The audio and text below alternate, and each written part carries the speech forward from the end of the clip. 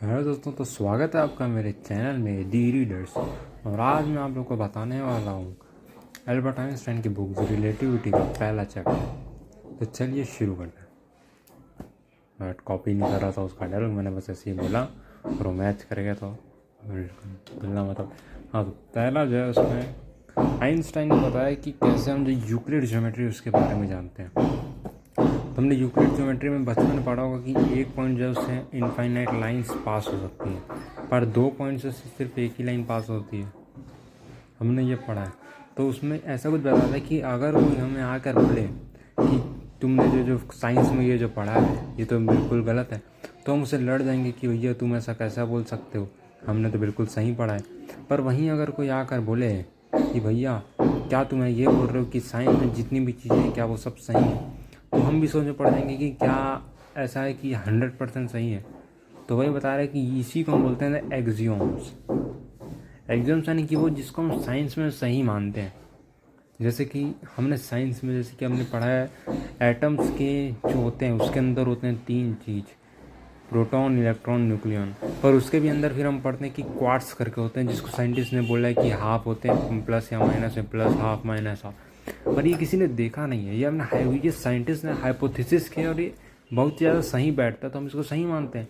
पर ये किसी ने देखा नहीं है, ये एटम्स, क्वार्ट्स, ये सब इलेक्ट्रॉन्स हमने देखा नहीं है, ये हम मानते हैं कि क्वार्ट्स होते हैं भैया वो बनाते हैं इलेक्ट्रॉन, प्रोटॉन। और इसकी जो वो 3 होते हैं उसमें जो जैसी जैसी क्वांटिटी होती है उसके हिसाब से उसके चार्ज और वो सब आते हैं बिहेवियर। पर ये किसी ने देखा नहीं है, तो हम इसको एग्जाम जिसको हम सही मानते हैं कि हाँ भैया ये सही है। जैसे कि हम केमिस्ट्री में हम पढ़ते हैं कि हम बेंजीन का स्ट्रक्चर बनाते हैं कि जब बेंजीन है वो क्लोज रिंग स्ट्रक्चर होता है यार, ऐसा होता है। यहाँ पर कार्बन कार्बन का चेन बनता है यहाँ पर, और यहाँ फिर आप ग्रुप लगा दो यार कोई भी, यहाँ पर प्लस एम ग्रुप लगा दो, प्लस आर ग्रुप लगा दो, माइनस माइनस ग्रुप लगा दो, उसके हिसाब से रिएक्टिविटी होती है। हम बोलते हैं कि जो स्टार्च होता है उसका हेलिकल स्ट्रक्चर होता है, इसमें आयोडीन के मॉलिक्यूल्स फंस जाते हैं, उसके कारण यहाँ पर कलर आ जाता है और ये आयोडीन टेस्ट दे देता है। पर ये किसी ने देखा नहीं है, ये किसी को पता नहीं कि ऐसा कुछ स्ट्रक्चर होता है। हम रिएक्शन लिखते हैं केमिस्ट्री में कि भाई हमने ग्लूकोज डाला, फिर ये डाला, फिर वो डाला, उसके बाद ऐसा कलर हो गया, तो ऐसा सा रिएक्शन हुआ होगा कि यहाँ से ऐसे हमने बनाया, उसमें वो अटैक कर दिया होगा यहाँ से। पर ऐसा कोई देखा नहीं है कि अटैक हुआ ही कि नहीं हुआ है, ये तो हम रिएक्शन देके उसका हाइपोथेसिस देते हैं। तो साइंस में ऐसी बहुत सारी हाइपोथेसिस रहती है जिसको हम सही मानते हैं, उसको उसने बोला एग्जाम्स, और एग्जाम्स के बेसिस पे हम जज करते हैं।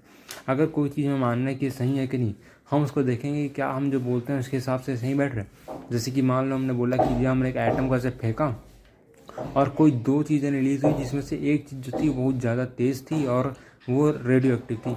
हमने बोला यार ऐसा क्या चीज़ है, तो हम एग्जाम्स को देखते हैं। हमने ये माना है कि एटम्स में न्यूक्लियन, प्रोटॉन, इलेक्ट्रॉन होते हैं और सबसे ज़्यादा ईजिली निकलने वाला चीज़ है वो इलेक्ट्रॉन है। तो हो सकता है कि ये जो चीज़ जो हाईली चार्ज इलेक्ट्रॉन जो रेडियो एक्टिव जो है वो इलेक्ट्रॉन हो सकता है।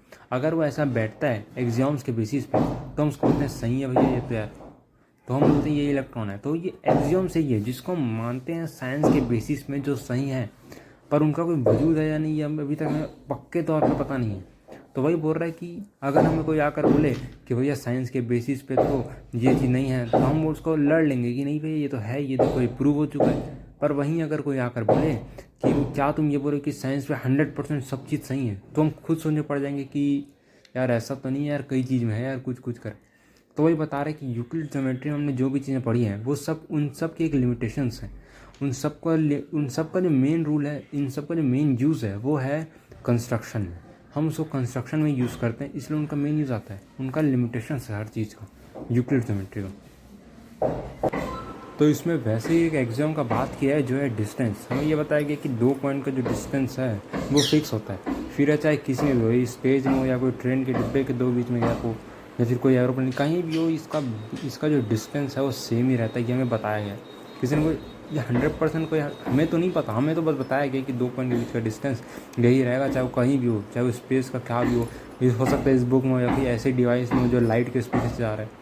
अगर कोई आपको हमने बोला कि इस 2 पॉइंट के बीच का डिस्टेंस सेम ही रहेगा, कुछ भी हो, हमें आके किसी ने पूछा ठीक है अगर एक ट्रेन है जो लाइट की स्पीड से जा रही है, बताओ इस पॉइंट के बीच का डिस्टेंस क्या सेम रहेगा। हम सोच में पड़ जाएंगे कि भैया लाइट के स्पीड के बारे में तो कुछ बोल नहीं सकते, लाइट का स्पीड तो भैया लिमिटेशन स्पीड है, वो तो बहुत ज़्यादा है, हम कुछ बोल नहीं सकते। तो वही एक्सियोम है, हम मानते हैं कि वो सच है, पर वो असली में है कि नहीं हमें नहीं पता, इसलिए वो बताते हैं कि यूक्लिड ज्योमेट्री जो है उनका लिमिटेशंस हैं और इसलिए हम उनका यूज़ जो है वो मेनली करते हैं कंस्ट्रक्शन के लिए, इसीलिए यही बस बताया पहले वाले में यूक्लिड ज्योमेट्री में। ठीक है गाइस, थैंक यू गाइस इस वीडियो के लिए, और अगर इस वीडियो में कुछ गलत लगता है तो फिर मुझे बता देना कमेंट में कि भाई तुमने ये चीज़ को गलत समझाई, ऐसा नहीं होता, मैं उसको सही कर दूँगा कम्युनिटी पोस्ट डाल के। तो इस वीडियो के लिए बस इतना ही, मिलते हैं अगले वीडियो के उसको ब्रेक डाउन में, रिव्यू में। ठीक है गाइस, थैंक यू, बाय।